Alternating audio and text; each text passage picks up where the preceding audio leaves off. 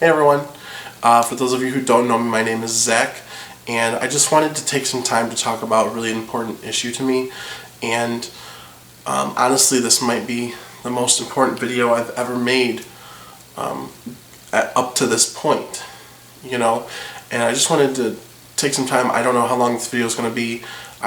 Originally planned on writing down my thoughts and bring them up to you, but I just felt that would make it less sincere.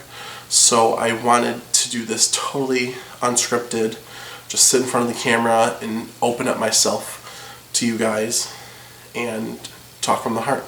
I think it's important to hear stories from people who are living in actual situations rather than just people who think they know how others feel, because perspective is so important. By that I mean, someone, let's say your best friend, you have a best friend who you really feel you can talk to and communicate with, but just because they're your best friend, it doesn't mean that they can, when they say they love you and they feel for you and they know how you're feeling, that's great, but they don't have the same perspective as you, someone who's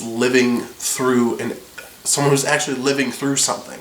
In the same way that I will never know what it's like to be a black trans woman in America, my straight friends are never going to know exactly what it's like to be a gay man living in America, because they don't live that lifestyle. They can be supportive and they can be allies, and those are such important people to have surrounding yourself with, but it's important to hear stories from actual people living through situations, because that's how you get legitimateness or realness, stuff like that. I apologize in advance. This is going to be very cluttered, very out of order, like I said, because it's unscripted, and I'm probably going to ramble a lot, but I still think that if you can sit through this is so important to hear. So before I start talking about the many issues I want to bring up in this video, I guess the only way I can really be truthful with you guys and honest, open about stuff is if you know a little bit about my backstory, because if you don't, then it's just like all those things I just explained about people who are there for you, but they don't actually know what it's like. So I have to give you my story so that way you can know that what I'm saying is honest and it's coming from the heart and stuff like that. Just a little bit about me. I'm currently 24. I live in Michigan, and life is as good as it can be, I guess. No, that's not what you want to hear, and that's not what I'm going to talk about. But the three people who this might come as a surprise to, I'm gay. And I've accepted that. I'm fine with that. I came out a year ago, a little over a year ago now, like officially, like on Facebook and stuff. So this is the first time I'm talking about it in a video, but so for that perspective, there's that. I'm very normal in the sense that I drive a car just like everyone else. I go to work. I pay taxes. Normal stuff like that. I'm not any different, except for the fact that instead of being sexually attracted to women, I'm attracted to men.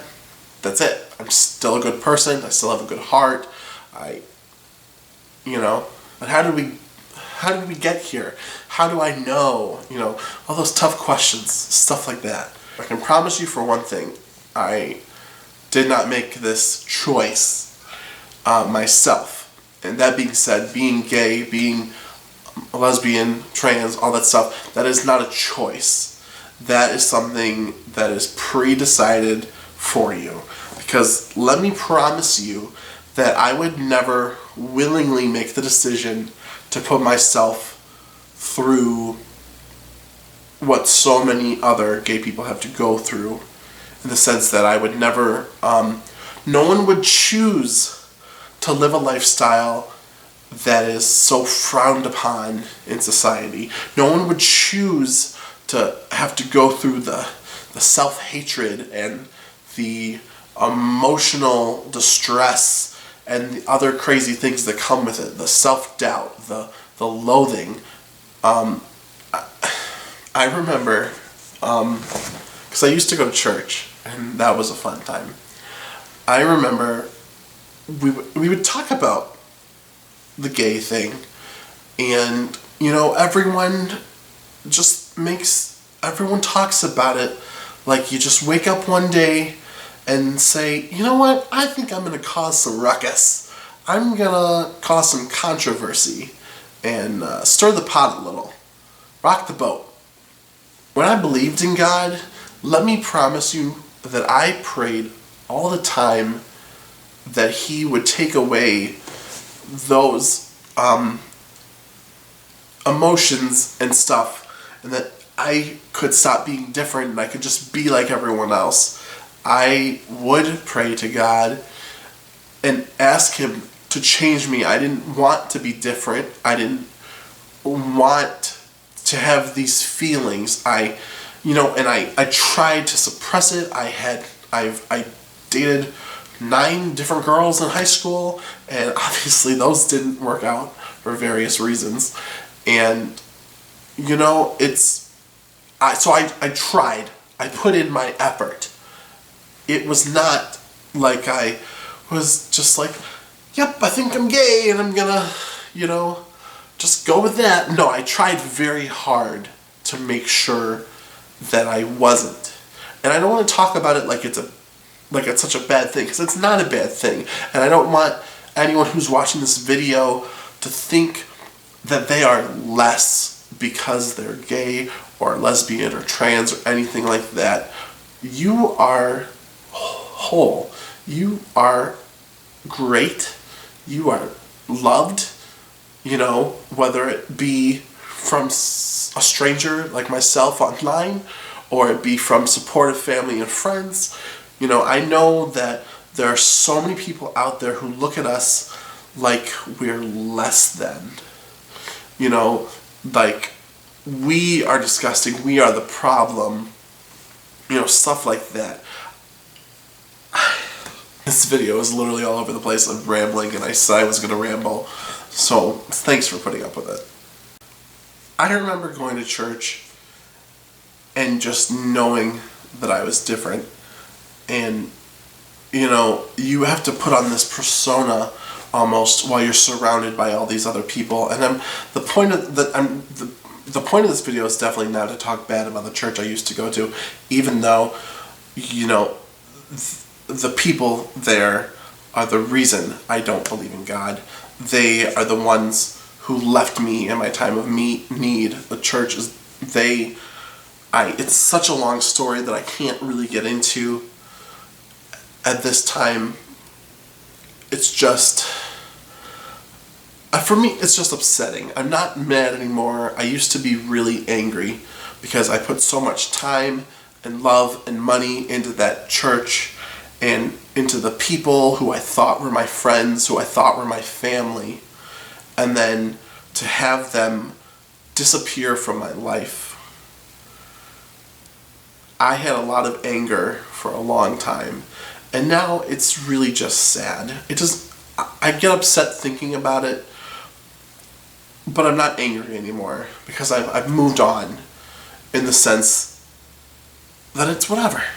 I get that they are stuck in their ways and they cannot be as open-minded as I am, and they're unable to accept people who are different from themselves.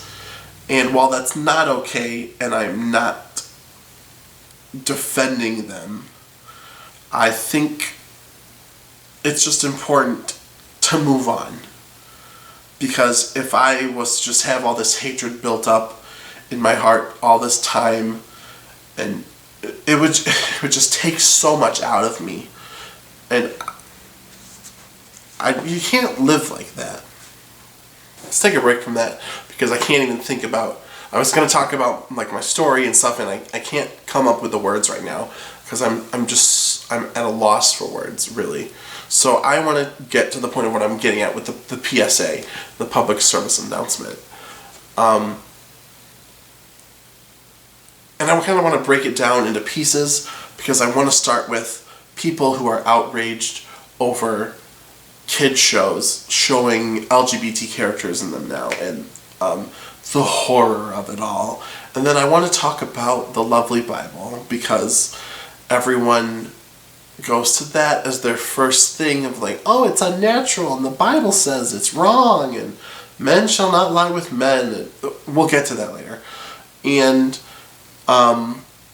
just acceptance and love and stuff like that. So first, about the thing.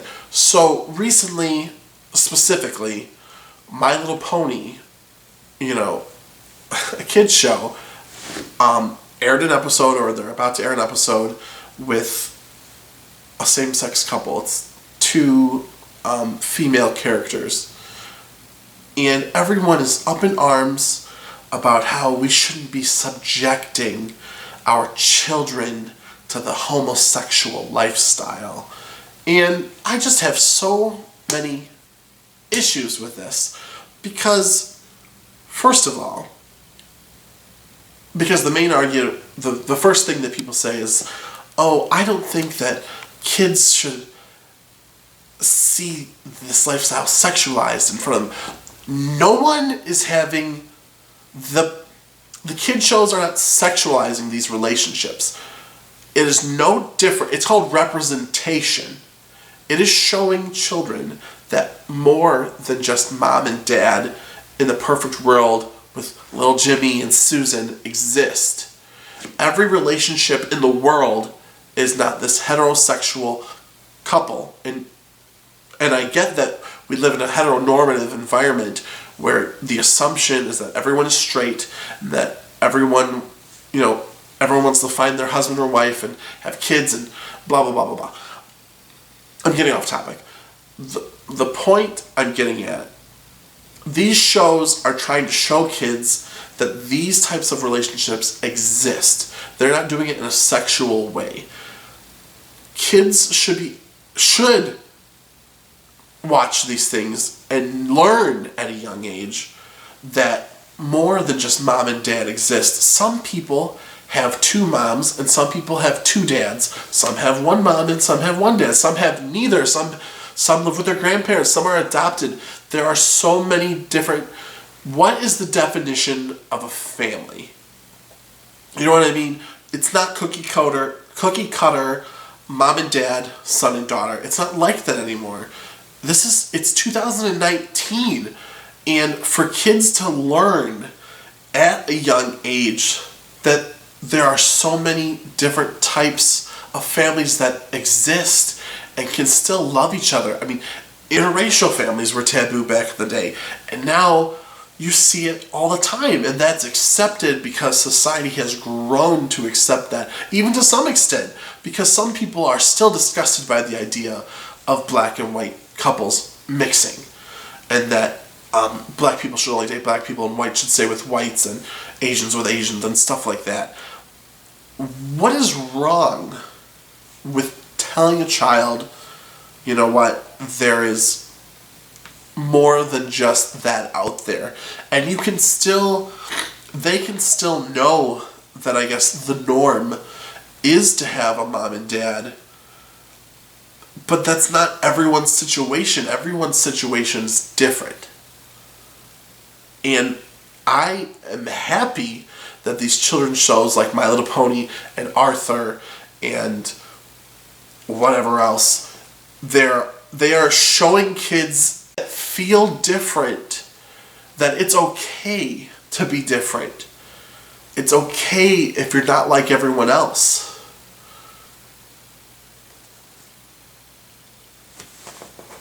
I'm sorry, I don't know. I'm getting so emotional about this.